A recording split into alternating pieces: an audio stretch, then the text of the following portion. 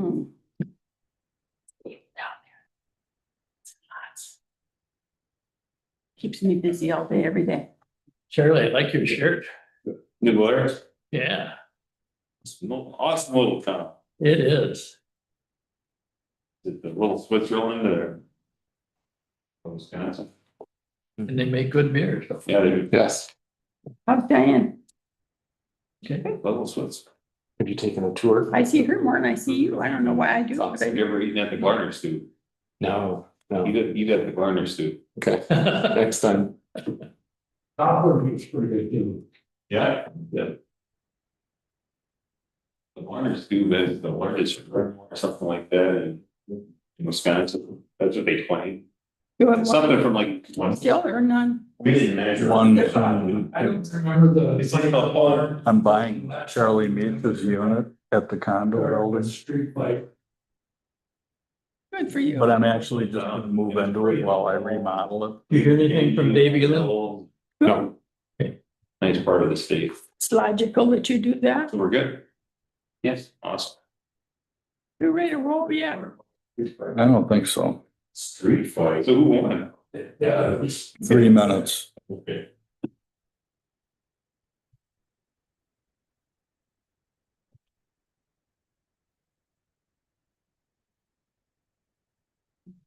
Tell me the next schedule meeting. What's Sharon big these days? What? What's Sharon? She works Monday and Tuesday and that's all. I don't see her. If I need something, I call her. I know where to find her usually. So she works Monday and Tuesday and then Katya works Wednesday and Thursday and I work Friday, Saturday and Sunday. You doing all right health wise as far as you know? Oh, yeah, she has no health problems this year. Oh, good. Yeah, she went through pretty, 2 years. yeah. If she hadn't gotten COVID, she wouldn't know she needed a stent in the first place. Well, true. She I know, went yeah. because she had COVID. Yeah. And they said, you better come and get a stent in. And then last year she went for a checkup and they said, you better come. And get what John had. She doesn't seem old enough for that. Oh, I know. Well, a lot of times it's hereditary and age is that big a factor, but yeah. Too young. She's always very cheerful. She's a pleasure to work with. But If I'm never there with her. you get it. No, no. I go out to the dump and work out the dump and find stuff for her and bring it to her on Mondays. John seems to be hanging in there. Yeah, hanging in there. He's pleasant always. He looks old, but okay, but he just turned 89. Should look old.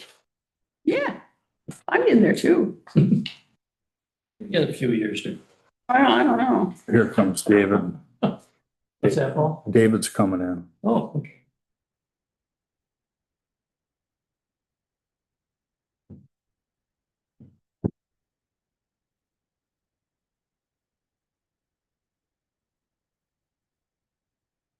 Get over every week to see him. Yeah, David's coming in. He's my preferred.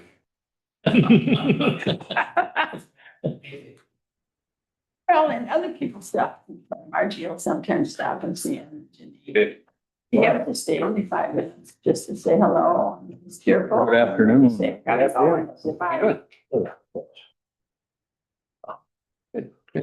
Okay, it's 4:30. The- Good afternoon. Town of LaPointe Regular Planning and Zoning Town Plan Commission. 4:30, August 6th, 2025. Call to order, roll call. Jim Peters, Don't so check. Paul Wilharm, David Aylen. Charles Brummer. public comment. Paul,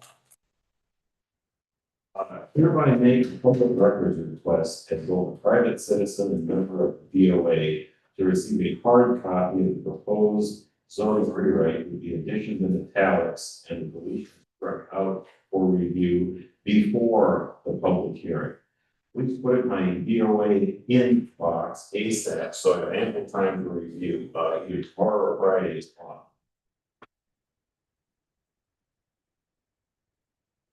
Thank you. Any other public comment? Anyone online with any public comment? Could be anybody online. Doesn't look like it. Approval of previous minutes.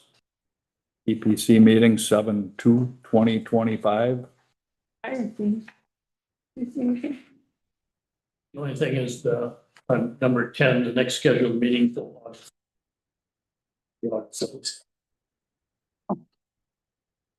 Typo, that's all. Otherwise, it looked good. Yeah.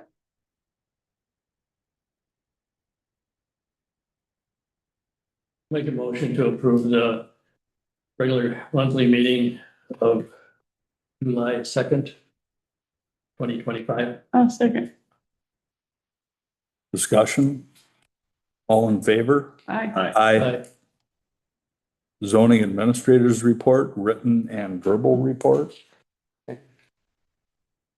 Was that a motion for both special meetings?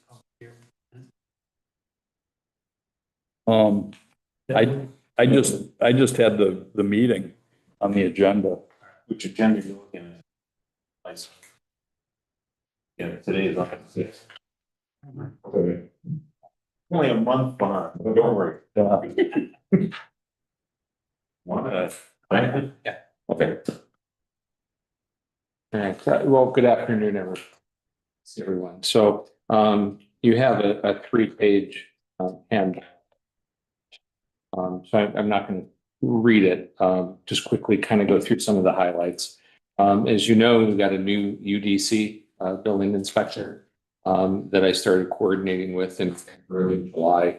And we talk almost daily, working out various issues and a process to ensure that we're making good progress, and we are. So since I'm new, I started June 30th, and a new UDC building inspector. It was critical for us to meet as many of the contractors as we could. So we held an open house type format here in this room on July 14th. Really just to meet and greet and talk about process and answer questions. So we had about 10 show up, and it was very well received. At the end of the year, I do plan on conducting a lessons learned type open house with the contractors, so that, you know, I'm keeping notes of things where I think they could help us get through the process, but more importantly, to do things better and efficiently for that. So that'll be later this fall. I also think it's very important to work with our partners in Ashland County. So thanks to Max, we went over on July 8th and we met in person with the zoning administrator and his assistant at the courthouse. And then we've been in contact, and starting on July 29th and now every Tuesday going forward, we have a 30-minute standing telcon with Ashland County. And that's really just to streamline our coordination efforts and to make sure that nothing is slipping through the cracks. And so we had a call again yesterday and that went very well. The other thing that's important to me is coordinating with our partners with the Wisconsin DNR. And July 24th, I had a telcon with the water resource specialist, Travis Holte. And then on August 1st, we had an in-person meeting here on the island with Mackenzie Slack, who's in wetlands permitting, and Jenny Murphy, Mackenzie's supervisor. We met for about an hour or so here in town hall, and then we actually went out in the field at 2 different locations on the island and did some soil testing. Wow. To get me up to speed. I have experience with wetlands, but this was a little bit more hands-on. This coming Friday, I have a telcon with William Roberts, who is our private well permitting contact. And again, it's to establish these working relationships early on. Page 2 really talks about site visits. Site visits are very important to me, getting out in the field, seeing the process. I've got a list here, but I can summarize that with, you know, I attended 11 different site visits over the month. And it's great to work with the property owners on site. Some of these were just me going out to see if it was staked off and ready for construction. Availability to meet property owners and developers is critical to me. I've had many drop-ins. I get phone calls, scheduling appointments. I always, even if it's a drop-in, I drop everything else I'm doing and I meet with them and we talk through their issues. And it's questions really permitting process, zoning, code regulations. The 911 fire stop sign installation has been a question I've gotten a lot in working through those. And then investing really the time necessary to work with the developers. And the example that I give here is working within the town and our UDC inspector and various contractors on the expandable condominium project, which we're going to talk about here shortly. We met with the developer July 14th and then again on July 24th to make sure that we understand and to develop a timeline that allows them to move forward following all the rules and regulations. And then we did follow those up with emails, phone calls, status updates so that no surprises. We already talked a little bit about the 911 and the fire stop development and questions. I had at least 6 during the month. I've got a list today from Steve on there's some signs that we just don't have that we're going to be ordering. So I am keeping a database on that to make sure that those are done and questions are answered timely. And we do have one lot that's being split into 3 parcels, and I'm working with Ashland County. Ultimately, the responsibility comes back to us here in La Pointe as far as assigning the numbers. But I'm wanting to make sure that we're not being inconsistent with how Ashland County is doing it. And since I've not done that before, I'm also learning too to make sure that I'm not messing it up.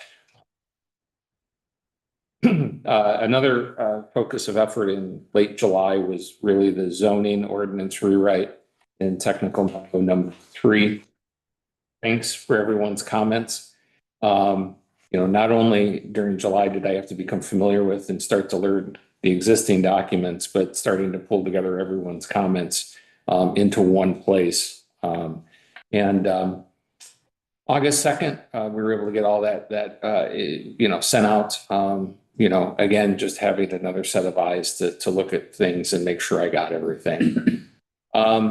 Permitting process, right? If that wasn't already enough.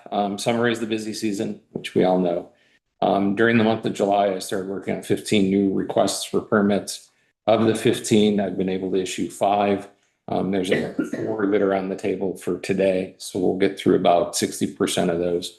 One of them is Privy, and I'm working with Cretia and Ashland County on the permitting. And we got the corrections made by the property owner, and that'll be going in tomorrow.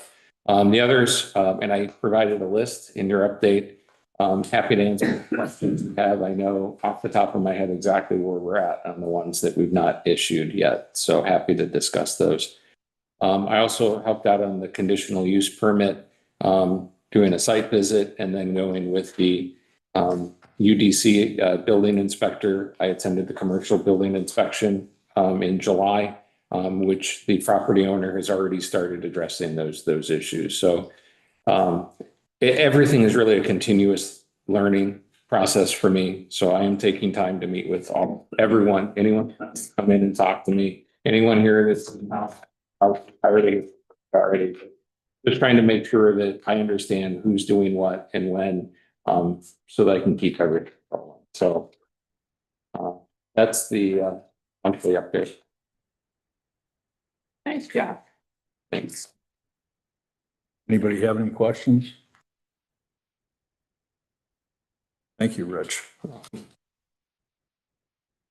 Maybe one quick question. Yes. In your visit to the studio, Yes. the UDC inspector, was there any discussion of specific things they found or recommendations they were? Yes. And I know this is an informal hearing of that.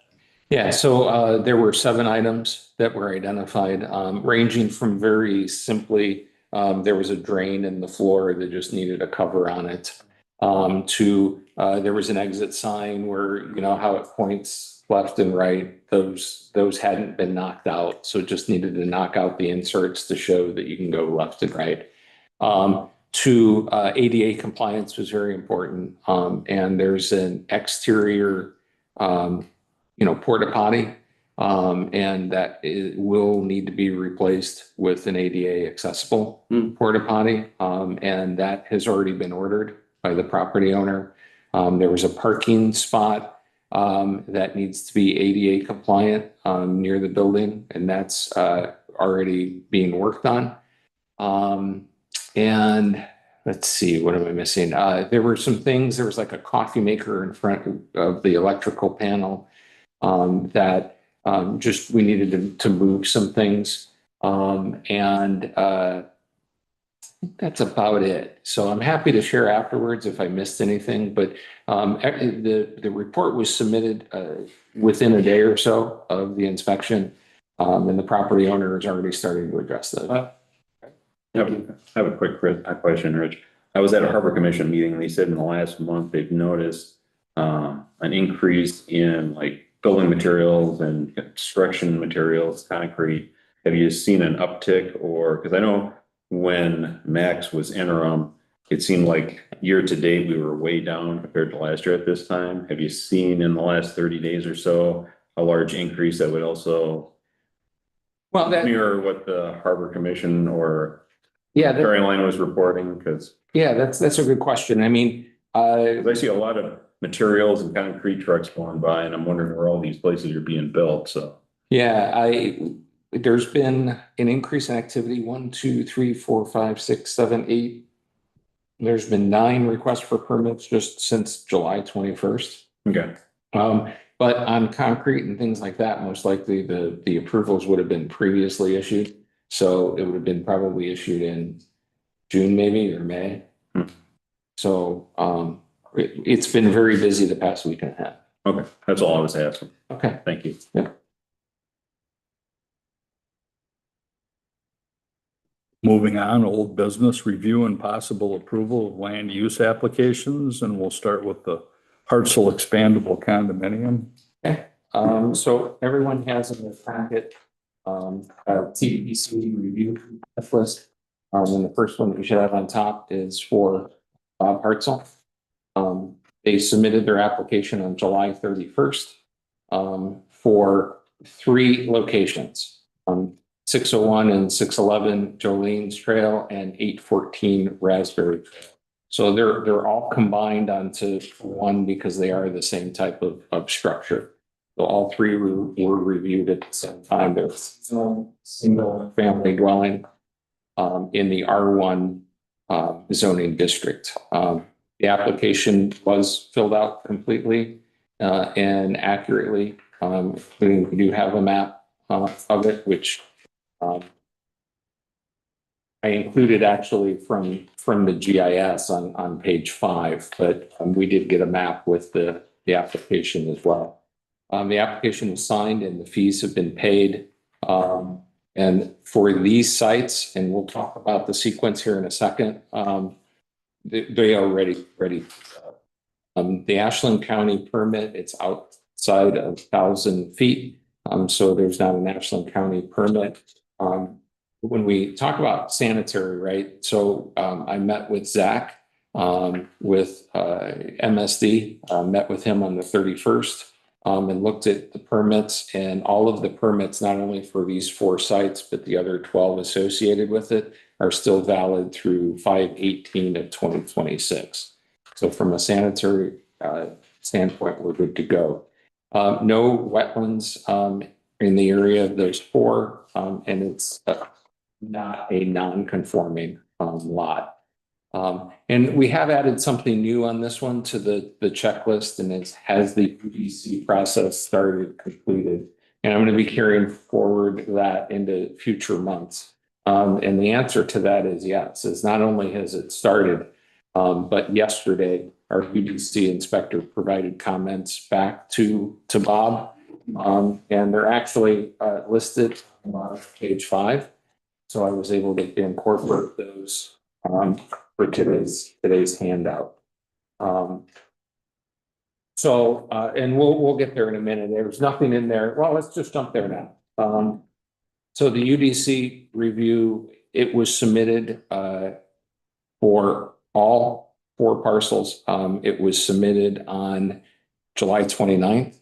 And our new UDC inspector, Steve, jumped on it right away, and went through and in my opinion, they're pretty minor comments. I mean, once you submit them to a developer, I mean, there could always be one that's just like, well, I don't agree with this, and we'll work through that like we always do. But it's really about providing additional exhibits through the stairway, the road width and cul-de-sac, turning radius, ADA issues, compliance issues, or questions, not issues. We're going to say questions. Do they have to be ADA accessible? Well, and that's the one on there that I don't know how that'll be received, and we're going to talk about that because that was just submitted back to them yesterday. So we haven't heard anything yet, but we're waiting.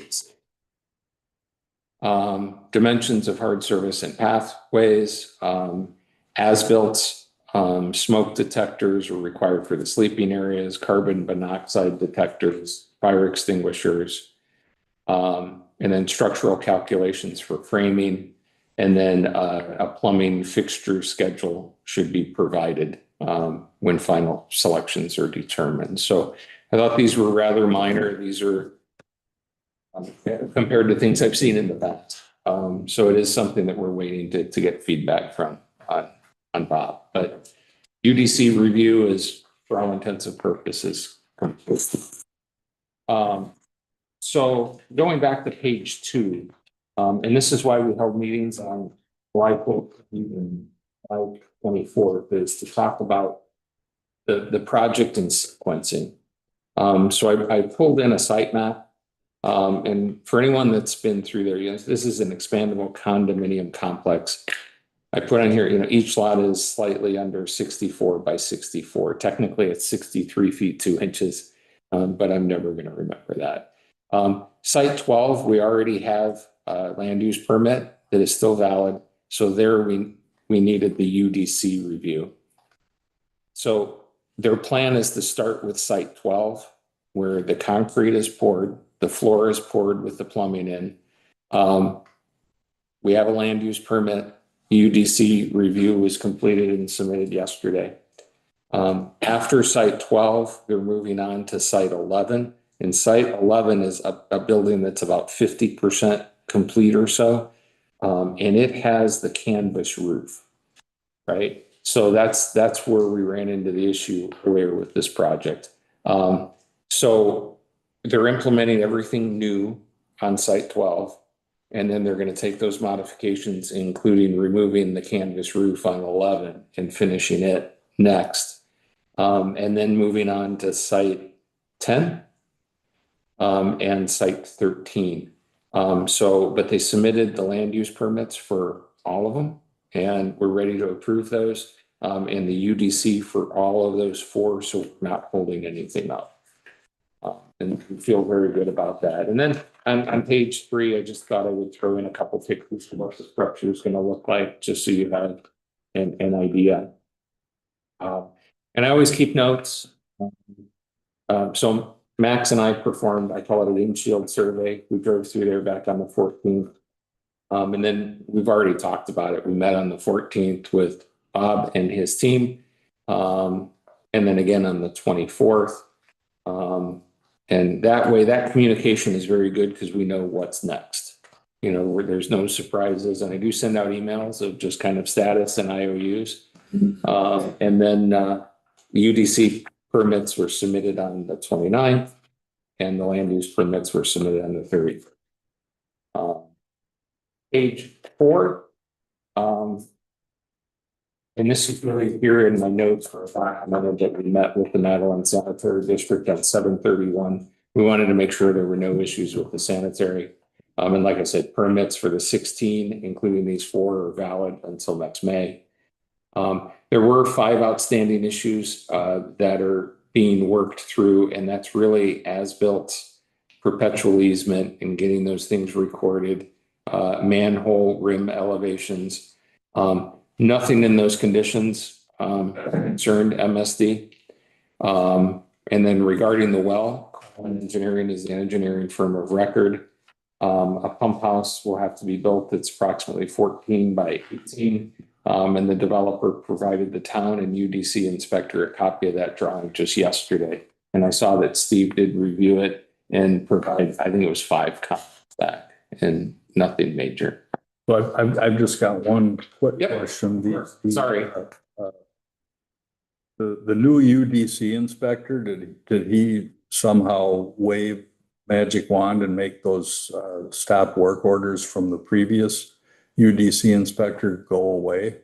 Yes. So, well, what we did, is we took a look through the files and the big hangup was the canvas roof. That was, there was no testing. It was not something that was approved within the state of Wisconsin. So what ended up happening is those stop work orders were issued August 27th of last year. We looked through the files, we looked at what was happening. That was part of the discussion we had with the developer on the 24th was, well, what did you do in relationship to that stop work order? And what Mr. Hartzell's team had done was they went through and the major issue was that canvas roof. So they had updated their drawings. They stepped away from the canvas roof to make it a normal structure. And then by April of 2025, they were ready to move forward and submit that. So what we ended up doing is knowing all of those facts and looking at that and looking at the Wisconsin statutes, we prepared a memo to file that I signed and that Steve signed that documented that process of what we looked at and how the stop work order statute didn't apply because behind the scenes, what was happening is those drawings were being fixed. The concern was being addressed.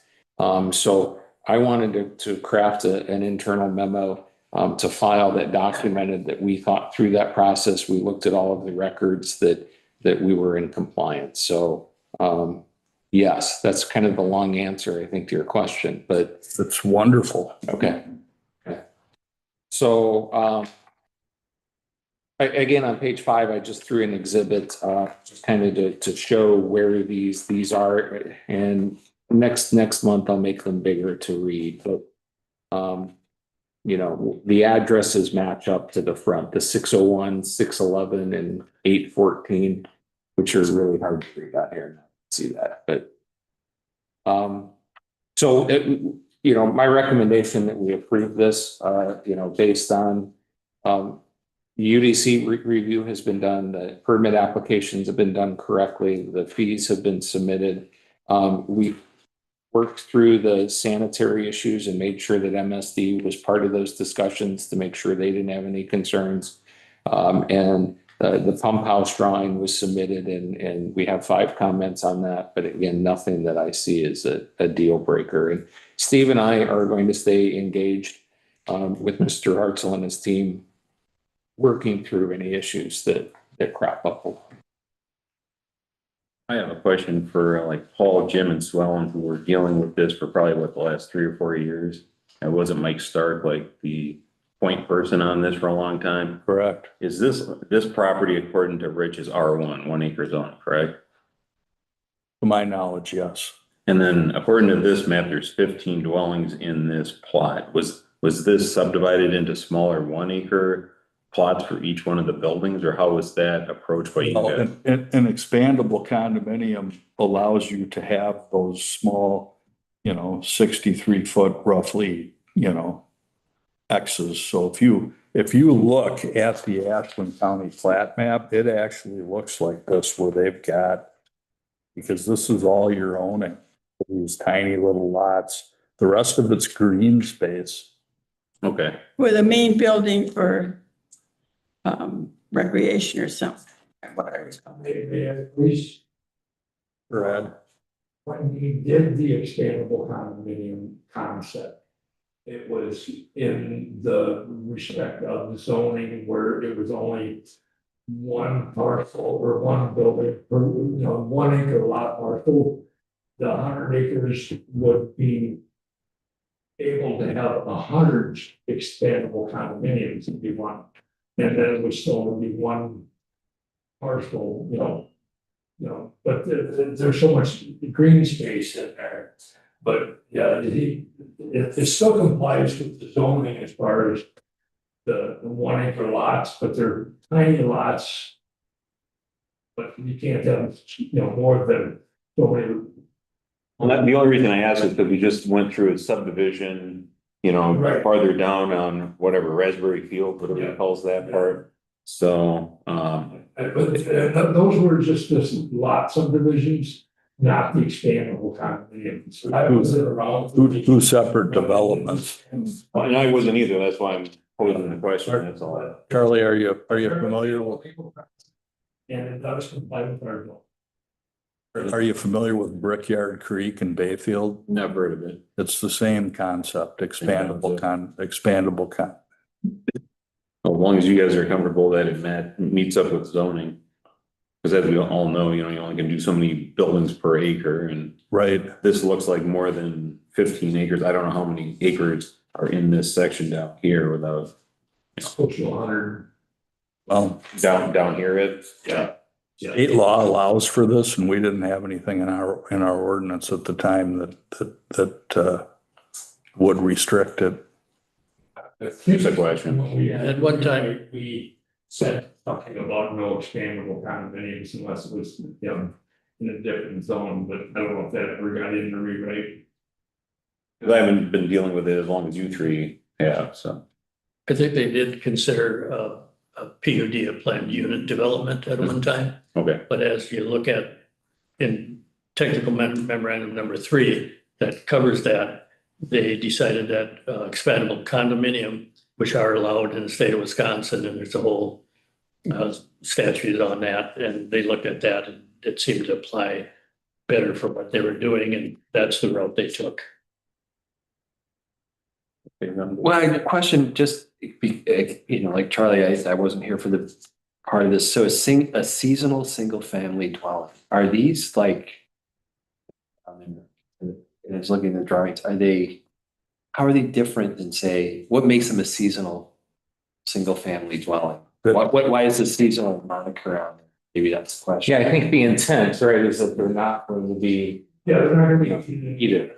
It's basic. They don't have to have the standards that a four-season place would have in regards to HVAC. Yeah, I think that the size wise, and Ed, correct me if I'm wrong here, I think it's about 775 square feet interior space, and then there's a deck that's about 900 or so. And so if they were intended to have a canvas roof, they're not well insulated there or insulated at all? Is that the? Well, because they're seasonal, they don't have to supply heat calculations to the UDC inspector to show heat loss and stuff like that. Because it's not applicable to them. None of them are gonna have a canvas roof. yeah, and it Doesn't- sounds like right. you're not gonna have a canvas. Doesn't right? meet standards. That was a snafu. Sounds like something a yurt or something like that. Lamping thing. Right. Okay. So anyway, are we Okay. ready to have a motion to approve this? Make a motion to put land use application from our parcel for these lots, not lots, but sites, 601, 611, 814. Or 10, 11, 13 on the. Yes. Second. Any discussion? All in favor? Aye. Nice. Isaac going. Fire fall. Thanks, guys. Thank you, Ed. Take care, Ed. Excellent for that. Well, good thing. I'm meeting in the morning, early afternoon. Thank you. Yeah, thank you. Okay, moving on, we've got the Duroshak Yes, and Anderson detached garage, yes, 2191 Hagan Road. yes. Application, so this was submitted on this 4th. So I'll step back a little bit. July 22nd, they came in and met with me and talked about what they wanted to do and what permits they needed to file. And I sat down with them and we went through that. And then they came in Monday morning at 9 o'clock with the application filled out completely and accurately, including the plot plan. The application signed, fees paid. I went out there and I've got pictures of the site. The Ashland County permit, they did that accurately with the right fee. There's no sanitary permit, no wetlands. And the lot's 11 acres, so it's not.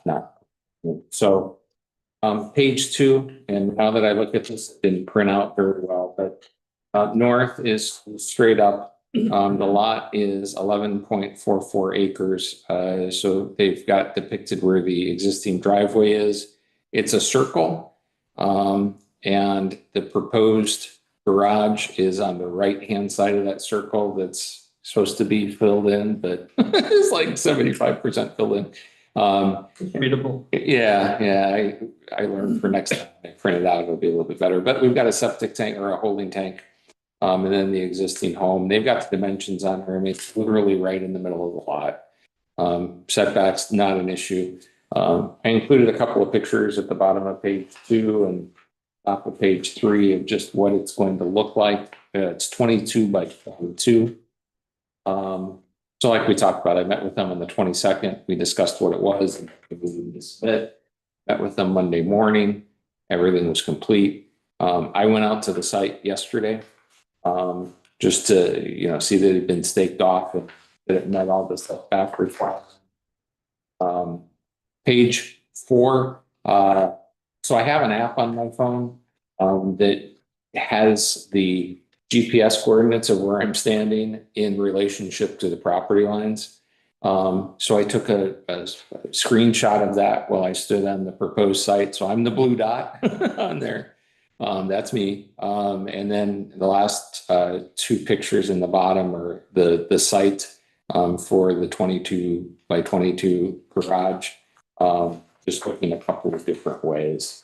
And I always, before I go out, I share with the property owner the surface water data viewer and the Ashland GIS map, just from a wetland standpoint to see if there's anything that's close to the build site, and there wasn't.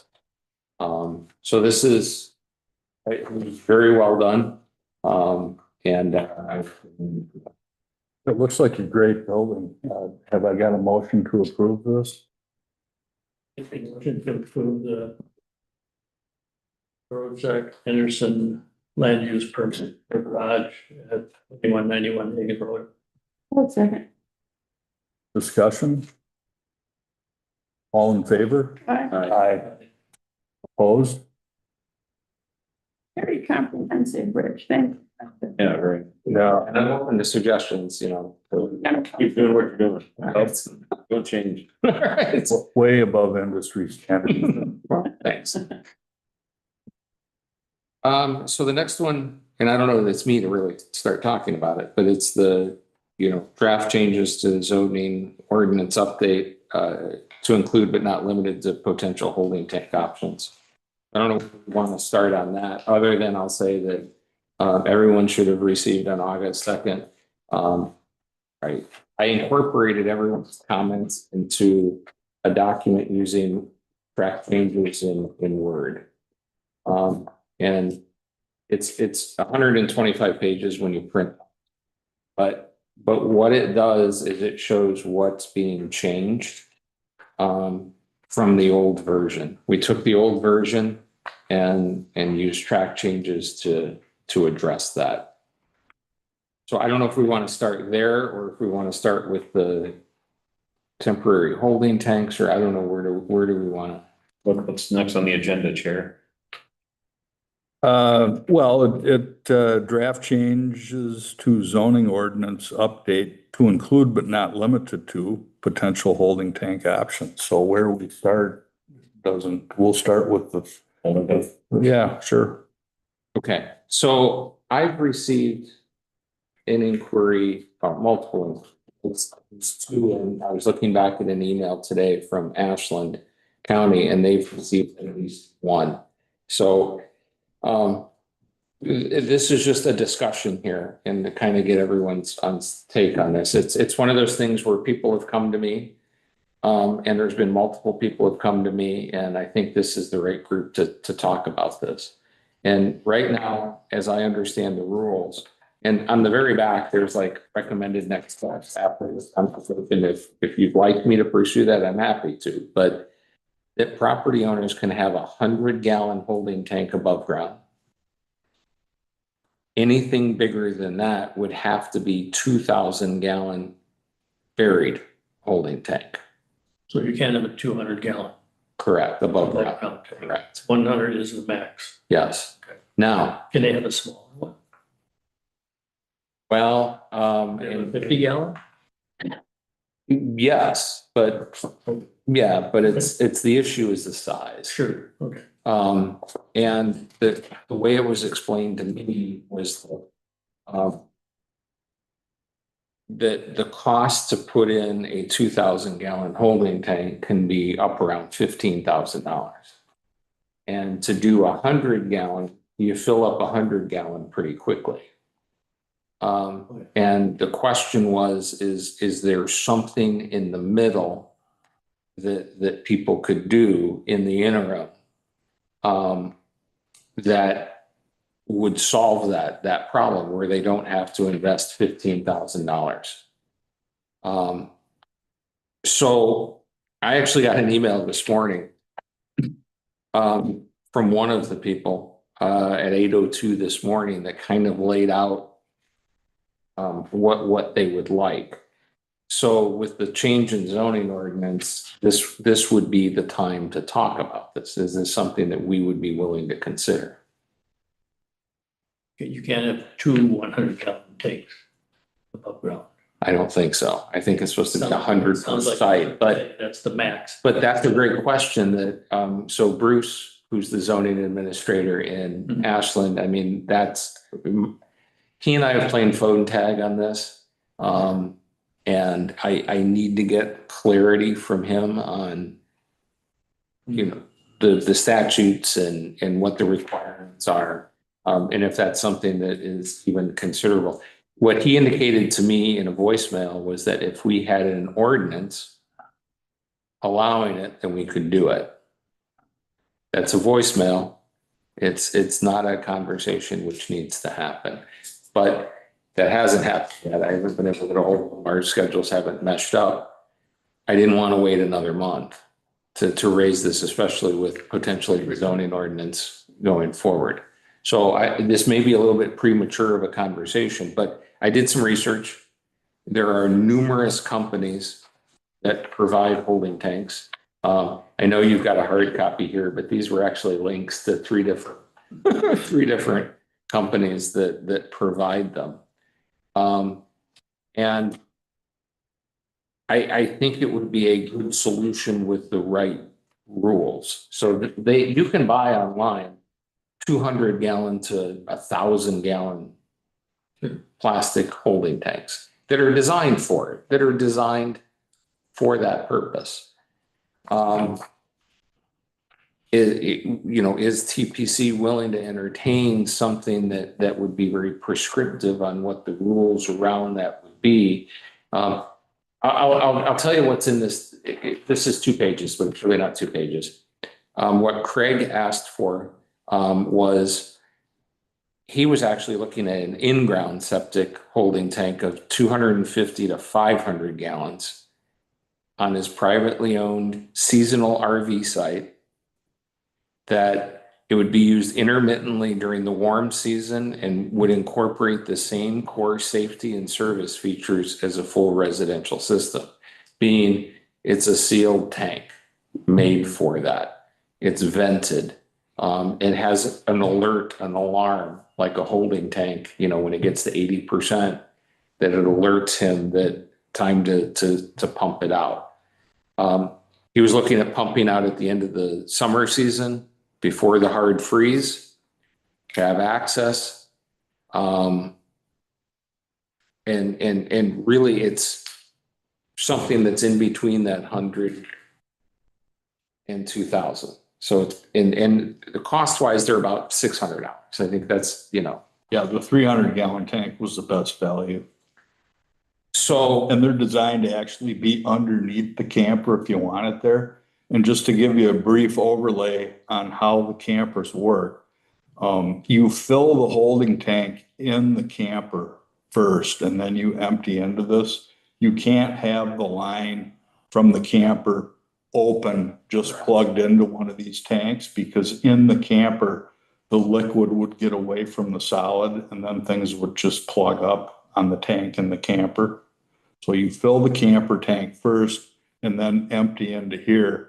And, in my mowing experiences, mowing people's camper lots and noticing that they're just emptying stuff onto the ground is probably because you can't pump from the camper without imploding the tank inside the camper. These are designed to be pumped from a pumper truck. There's a lot of suction in those trucks. Yeah, honey wagon, Yeah, yeah. So the information you gave at the top here, that's state statute. But if we had a local ordinance, we could change it to whatever. that's what I believe. Now, there's homework to be done here that I just didn't get to. Okay. And that's really having this serious conversation with Bruce in Ashland. well, the bottom line is, do we have time to get this? If we decided we wanted to go with this, is there time to incorporate this into our zoning rewrite after this homework is done? I would say no. Okay. I really don't feel that we can take time that we need to address the zoning ordinance that we're trying to get ready for this public hearing to have time to do this. I think this is a good idea and it needs to be pursued, but we can always amend the ordinance afterwards. I don't think we Okay. want to try and deal with this at this point. I agree. I think it's actually a very perfect question for a town planning commission. Because what you're going to get is you're going to get very like residential activities happening with looking at the basis for which those people are operating and the basis for which they're tolling on municipal resources. Are they being appraised correctly? Are they being assessed correctly? And those sorts of things, because it's basically stepping right into what a residential away from a camper into sort of a semi-permanent residence is doing. I think that's a larger question of what we actually are thinking about for the island. I think about the toll on our resources here for, enabling that sort of thing. Sure. In your list of recommended next steps, one should certainly be a review and input by the Netherlands Sanitary District, since this waste is going into their collection system. And since they've had difficulties processing high concentration waste that's generated by camping units. Yes. And that's why they're going through a multi-million-dollar upgrade partially, if you listen to them. And I definitely want the sanitary district's input on this before proceeding too far. Because if they say, no, this is a terrible idea, we don't endorse it, well, maybe it's dead right there. 100%. And this was, I wanted to bring it to this group because September 3rd is a month away, right? And there's numerous roadblocks that could happen here. I mean, there could be something with Ashland County. There could be something that in the statute that what we initially thought in a conversation, thinking out loud, that's why we talk, that a zoning ordinance on that could be okay. I don't know that yet. And then I wanted to talk with Island Septic and LaPointe Septic on, capability of them doing this. I mean, But I agree with Paul. I'd rather see it collected in this kind of a container than just spilling on the ground and Absolutely. going into someone else's property. Agreed. Yeah.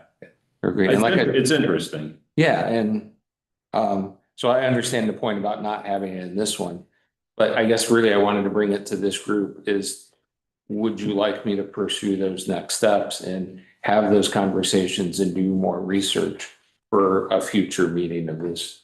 I think by consensus, we could decide that. And Yeah. I would be in favor of him Oh, absolutely. continuing. Yeah. Yeah, I think so. Yes.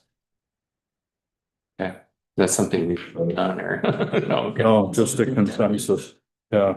Okay, Okay, do we need to talk about draft changes to the zoning ordinance anymore? yes. Well, so the question is right now it is sitting in track changes. It's in a PDF. Is there going to be another internal review? Are we going to post it? What are the next steps? You know, we've got a public hearing scheduled for the 27th. And I want to do everything possible to support what you want to do. So it's really and I printed it out for myself today and I saw some things that I need to fix in the track changes. Some of the tables in the back don't print very well and I need to fix that. But, and I do have additional comments. Jim provided me those 2 pages yesterday that are not in this.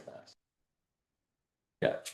And I've started reviewing the ordinance and I've only gone through, I think I'm still partway through section 4. So I've got a lot to look at yet too. But at the same time, I think we can go ahead and get this out to the public, even though it's not perfect. You know, there's a bunch of just grammar things and maybe numberless things, but for the most part, it's what we've talked about and presented to TPC, which the drafts have been approved. So I think the context is okay. There's just probably some printing errors and such. No, we had some public comment about it. Would like a copy in his box within a day or two.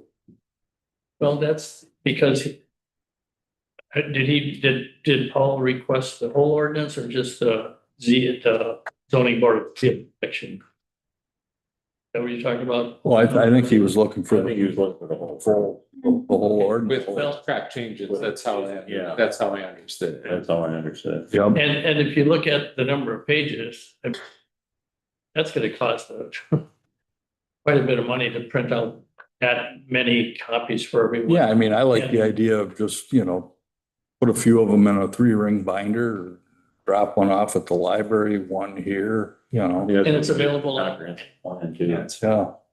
yeah. We had, was the company that printed those. I think Michael Kuchka had them print out like 15 copies and distribute some here, some over there at the library for public viewing. And if there was more to be done, I think he just made them in-house if someone requested it. Or you can go online, obviously, where it's red, right? Yes. Yes, stands out. Well, Nice touch. for what we're printing here and what we're printing for the library, I have no problem printing 2 or 3 in color. I just didn't want to. I don't know how much reading we have.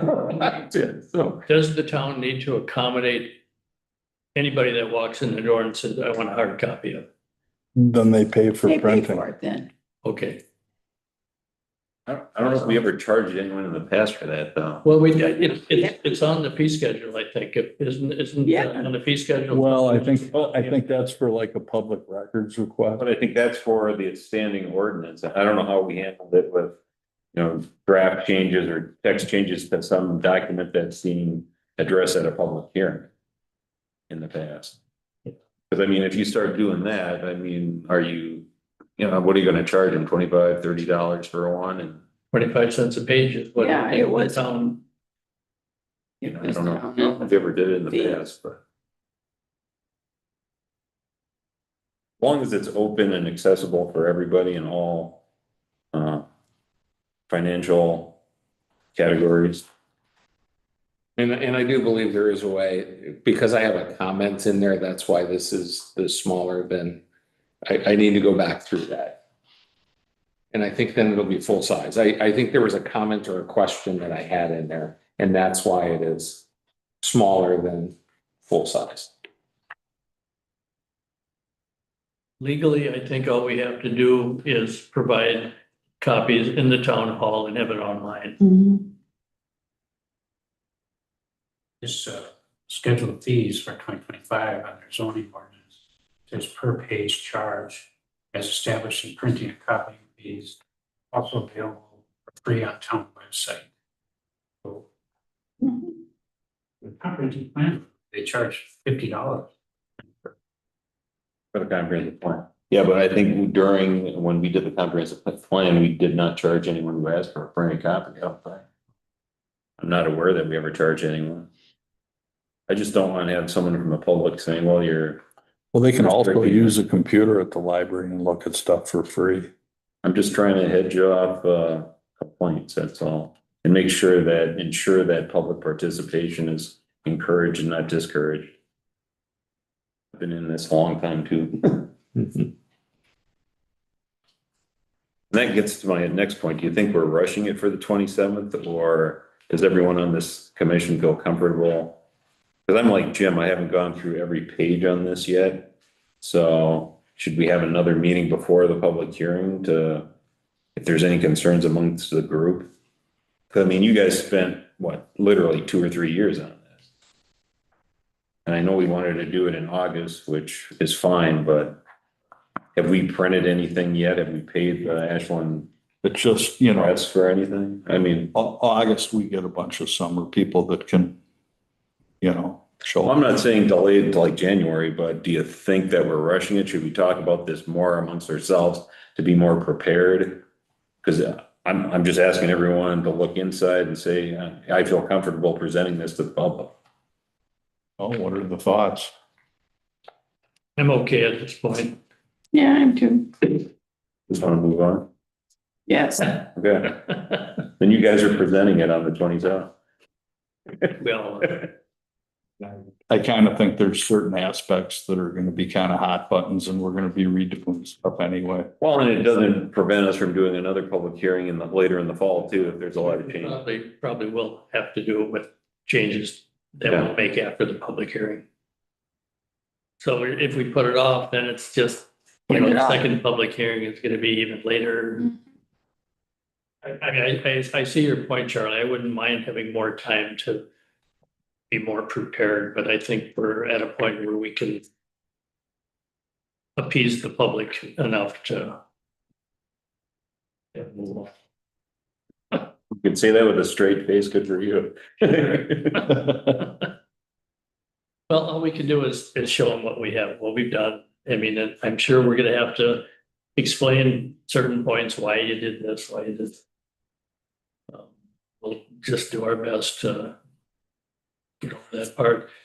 And I just look back at when we redid the rental ordinance, and we had a lot of people came in for that public hearing. And I took a couple, 3 pages of notes, and when I got done with that, I looked at different subjects that they talked about. And if there was 1 or 2 comments on something they didn't like, okay. But if there was 6 or 7 on one subject, we went back and we changed that to try and make it more appealing to more of the general public. And I think we can do that with this ordinance too. Okay, Anything else on draft changes to the zoning ordinance?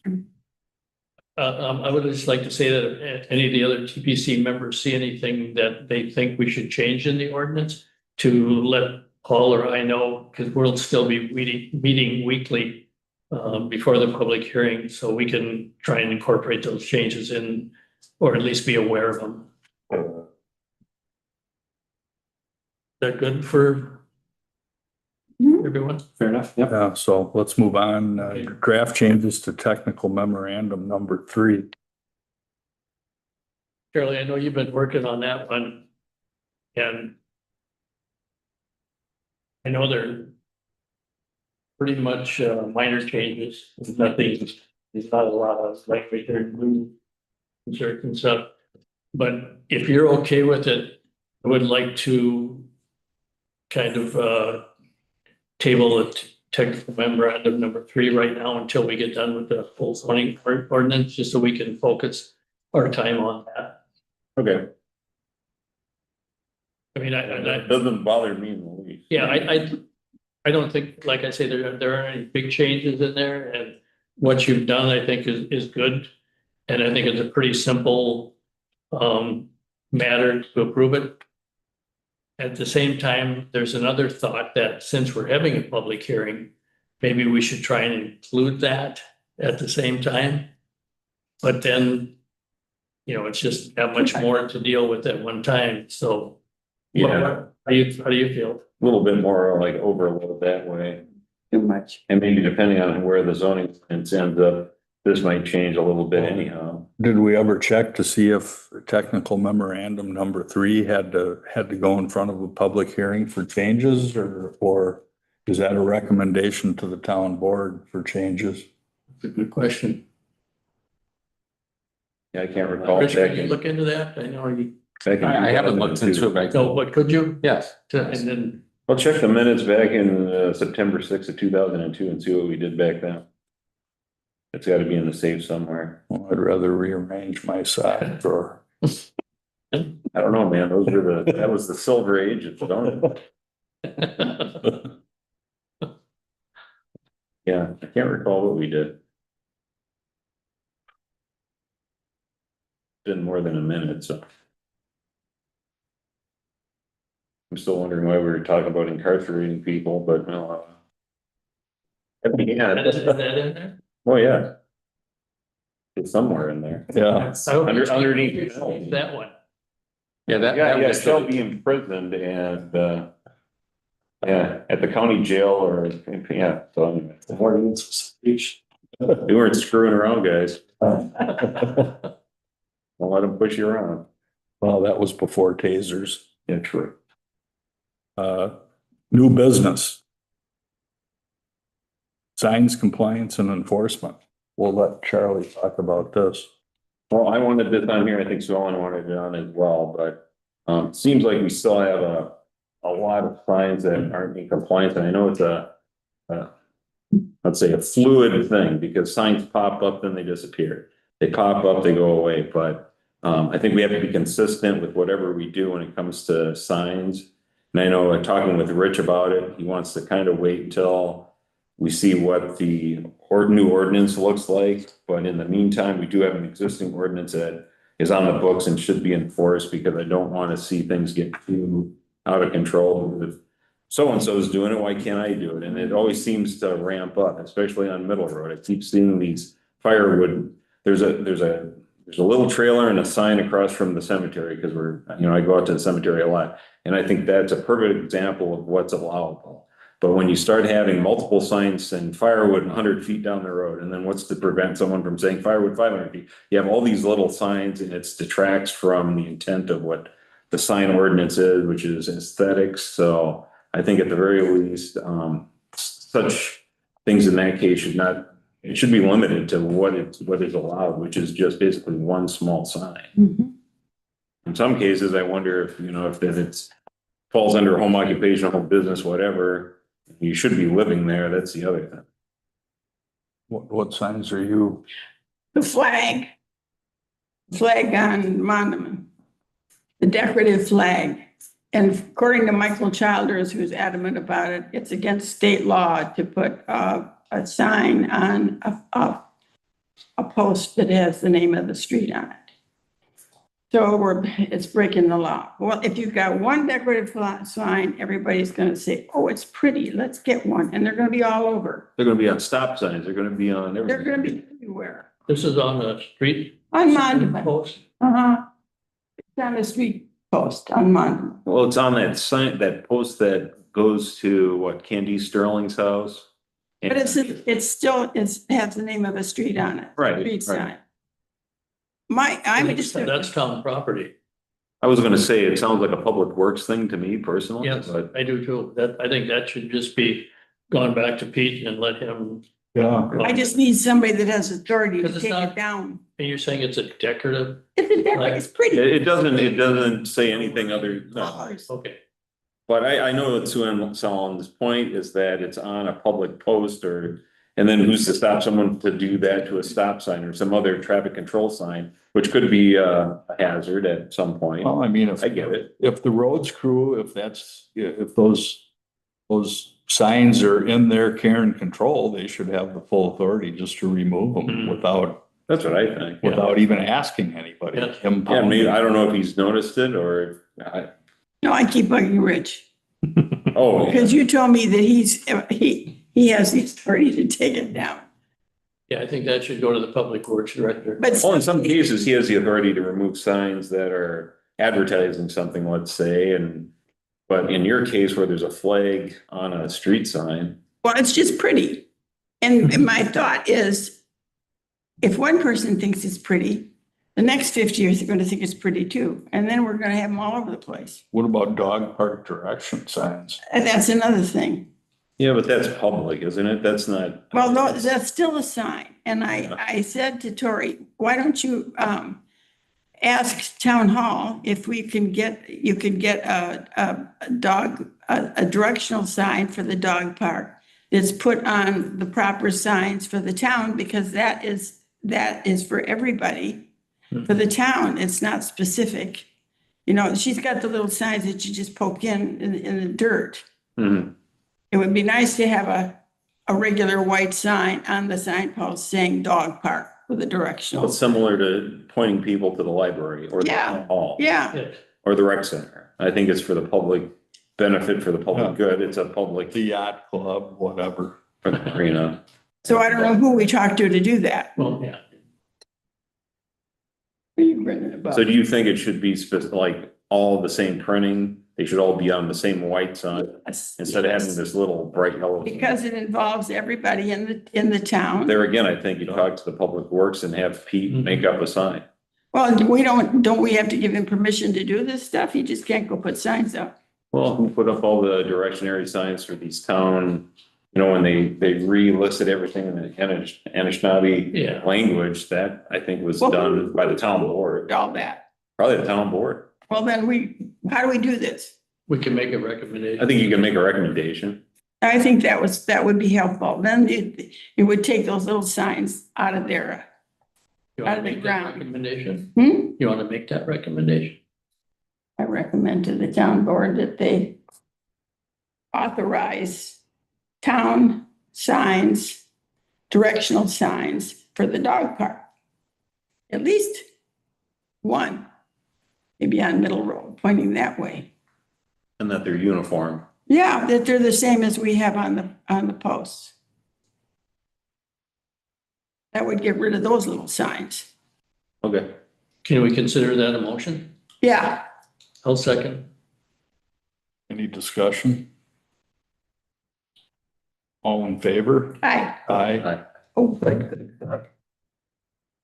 well, that gets rid of those signs. Now, who do I contact about the other sign? I would contact Pete out at the town shop, Where's he? Pete Wiggins. Where's the town shop? Well, public works director. Yeah. Where's that? By the airport. You Well, want? they got the number here somewhere, don't we? Me to ask them? I Yeah. run into them all It's the not, time. it's not a secret club or anything where you have to knock 3 times. No, Maybe that'd be more fun. No, I think but in these other cases where there's signs, and I know the music camp had it this summer. I know some other people had artist receptions with off-premise signs for one weekend. And I think in talking in the past with other members, either on the town board or whatever, it sounds like if they have a special events permit for a weekend. Yeah, art- that's what it says in our ordinance. Or like if Steve wants to do some art walk for one weekend out of the summer, I think there's provisions that can be handled. Can do it It for. just shouldn't be abused and say we're doing it every day of the week, or today's a special day because it's a Tuesday or a Wednesday. No, I mean, it's for one day or 2 days. There should be limits too. And I think when we rewrite this, there should be definite limits to it. Because given that the town board there, free reign on sometimes, I don't know about, but. well, I don't want to be sacrilegious, but the Catholic Church has 2 signs.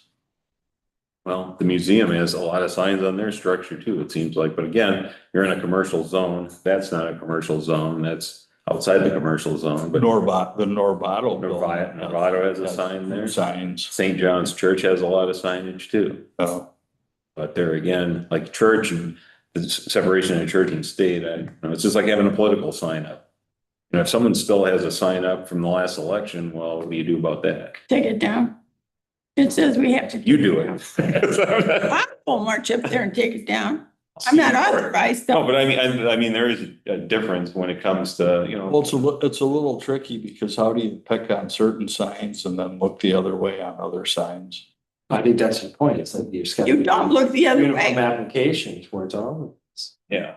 But you do the best you can, but obviously if somebody's advertising for a business, that's different than like the church having a sign out there with some informational stuff. I would, in my opinion. I think it's in a case like that, but again, there should be size limitations too.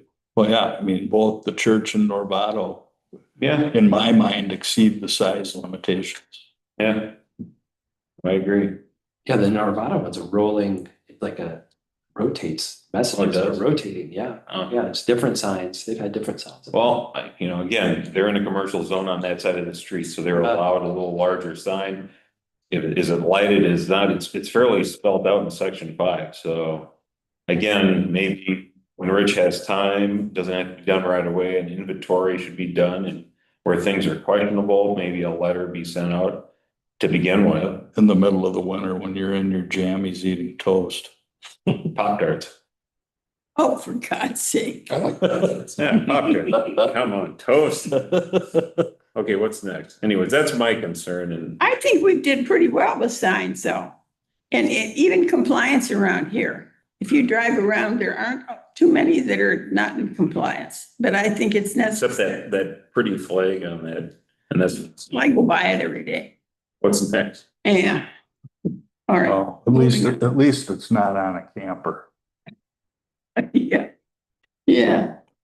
CUP process, discuss potential joint meeting workshop with the town board. Yep, I wanted this on the agenda because I spoke to Lynn Markham at the University of Wisconsin, Stevens Point. She's in the land use education department down there, and had a nice conversation with her about things such as testimony at a public hearing should be allowed or not. And basically she said that in the state of Wisconsin, there is no limit on when you can accept public comment. It doesn't have to be at the public hearing, although she said it's advisable to have it at a public hearing because you can have someone trying to twist the arm of the last person that's deciding this up to the 11th hour, and that doesn't look good. So if you don't have something, you know, encouraging people to present all their information at a public hearing, that's fine. But and in this last CUP, I was upset because there was a letter that the town board was referencing that they received on the 15th of July. And I had one town board member sitting here, and I was sitting there and she's not in the letter, like word for word coming up with conditions. And I thought that was quite honestly bullshit. I mean, I had a lot of problems with that because look at it this way. If someone would be badgering the town board at the 11th hour to deny Mr. McHugh a CUP and they decided to deny the CUP, don't you think Mr. McHugh would have had one hell of a good reason to go to court and win? I think so. So I think we need to clean this up. And I think a start is to have a town board and us, because I can always learn stuff too, review some of this information that Lynn Markham sent to me, which Rich, I think, forwarded on to everyone here and hopefully onto the town board, because they have to step up their Well, game as I well. forwarded it to Max. I've not forwarded it to the town board yet. Well, hopefully they'll look at it seriously, because they're, like Lynn told me, the problem with the town board being this final decision-making entity is that their plate is full enough the way it is. And she didn't want to say that they're not taking it seriously, but they're distracted by other things. And whereas we've all been through CUPs where we go through the public hearing, we talk about it, come up with conditions, and then they'll just go and do whatever they want to do, which is fine. But they have to have, you know, they still have to abide by standards. And basically there's three things. There's permitted uses, conditional uses, and if it's not one of those two things, it's prohibited. So to come up with conditions that don't exist under the first two, I think, in my book, I think what they did was more than likely appealable. They at least have to come to the public hearing now. Well, true, they never used to do that. No. Well, I mean, the yurt was the same deal. You know, Well, you just can't pick stuff out I of would- thin air and say, I would encourage everyone to vote based on law and not emotion. Yeah, no, I agree. So is this the document is this the one that you're talking about that got sent or? Not that one. I don't know where that one came from. Rich, That would did be your language. was that one of them? Yeah. Okay, probably. And again, I haven't looked at all of them, but The links are about an hour apiece. I plan on studying them extensively on a rainy day. they had webinars on there, which like you said, is a little Yeah. over an hour. I think that's one of Lynn Markham's colleagues. Rebecca was leading those. Mhm. And yeah, I think well, this one was the Wisconsin Act 67 back in 2017. And that was a big game changer. But I'm more or less concerned about just the process and how it's conducted in this town, because it's been a problem. Sue Ellen can attest to this, going back to 2008. A lot of the craftivity stuff was Oh, shaky at best, right? Yeah, and it seemed at one point, I know you and I both thought, why are we even involved with the town board? Run everything from the public hearing. And Lynn Markham said, no, that's a bad idea to have that idea, because the town plan commission should be reviewing this. You are the folks that are entrusted with, knowing the zoning ordinance. And unfortunately, in the state of Wisconsin, the town board can't be the final decision makers, although it seems like would rather see the town plan commission be the final say, and then you can appeal it to the Board of Appeals and not go immediately to court, which is an expensive and a time-consuming appeal process. you tried that and they didn't want to do that. They didn't want to give up that. No, because elected officials are smarter than everyone else. Uh, That's the response I always get. They got elected, they're smart. They're something, all right. But anyways, that's the way it is. They can be gotten to I- because you're I like, just want to make sure everyone eventually, and hopefully Max can pass the links on to the town board members. So everyone gets a little more acquainted with the conditional use process, and I like what Paul said, Yeah, Charlie, you're suggesting a workshop here, which I think is right. So eventually, yeah. well, yeah, I think, Because, and I know they're going into budget season coming up, so they're gonna have no time. right. But I'm looking maybe this winter. I think that's a good way to shorten the handoff between what is reviewed here and the manner of which it's going to be reviewed together and what's being presented. I think that'd be very helpful, right? So, Well, yeah, and Lynn Markham used to have classes. I know my brother, when he was on the Board of Appeals, along with Tommy Nelson and Greg Theory, went over to a class she held in Hurley, or was it Minocqua? Anyways, and he thought it was very informative. But she told me because of budget restraints, she doesn't offer as many in-person classes, but she was more than willing to talk to anyone if they had a question about something. Very personable person, very knowledgeable. I had a good conversation with her. Charlie, is this something that we should put on our next agenda? Just keep discussing it. We'll finally get to a point where we'll have a joint meeting with the, Yeah, eventually, because obviously with us, with the zoning rewrite, the town board budget cycle coming up, no one's gonna have time in the next few months, Jim, but I'm hoping maybe over the winter when things all kind of settle down a little bit, the dust settles, maybe that's a good time of the year to have a workshop with them. But reach out to them. should we keep it on the agenda? I think Now so. and then, so we can talk about it at least a little bit? That's fine, yeah. Okay. If you want to leave it on for a while. I think Dave's got the right idea that we need to take some time with this, because there seems to be a little bit of material to go through. Oh, yeah. And we can discuss it enough amongst ourselves before we meet with the town board. Mhm. But in the meantime, if they want to, have the links, the town. Oh, yeah, sure. is. Yeah. And if someone wants to look at it on their own free time, absolutely go for it. Okay. It doesn't hurt to have a little bit more knowledge and can learn something new every day. Okay, moving on, discuss approve info for article for next Island Gazette publication. I got, an email from you saying that it looked good. I don't know if I received one from everybody, but it was on the article that I had drafted for this last Gazette, didn't make it obviously, but for the next Gazette with accessory dwellings, size limits. Jim had some good suggestions. So I don't know if everyone else saw it and is comfortable with it. I can submit it to the next Gazette probably in another 4 or 5 weeks. Did we see Jim's comments or revisions to it? I was okay with what you proposed, but I changed, Jim had some suggestions, I changed it, and I think you were fine with that, correct me if I'm wrong, I but, think so. but, either that or, Rich, do you have that still? I do. Maybe just zip off a final email with that attached Will with do. everyone. Yep. And then just put a thumbs up or a thumbs down or corrections. Yep, absolutely. It doesn't bother me if someone wants to change something in there. If it doesn't come out across clear enough. What's the article on, Charlie? It was accessory, structures, I think, and minor accessory dwellings or structures, not dwellings, structures. Yeah. Structures, accessory structures.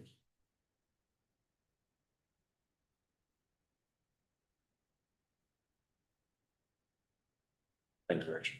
Tomorrow morning, first thing. Awesome, man. Future agenda items. Well, the CUP process, we just talked about, I want to keep that on there. Yep. And the draft of the ordinance going, pardon me? Number 3 should be back up there. Technical memorandum number 3.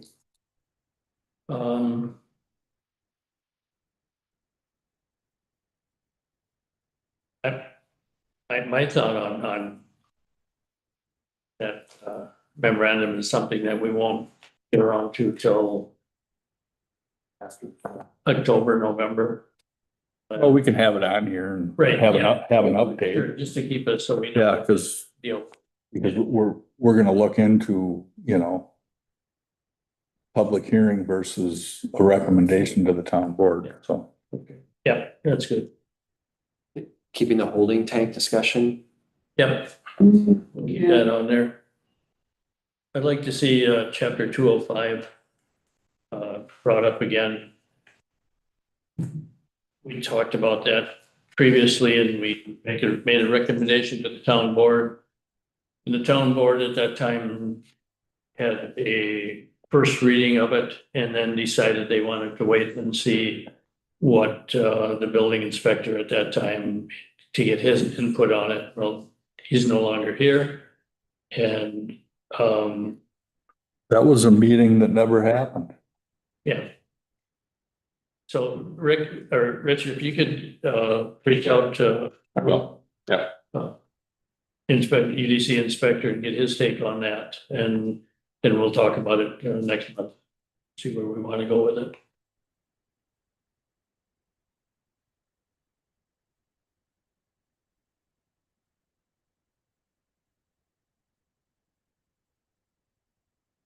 Extended public comment. Doesn't look like we're gonna have nothing online. Next scheduled meeting, I've got September 3rd. Yep, That gonna work okay for everybody? Yep. 4:30? yep. Perfect. We're adjourned.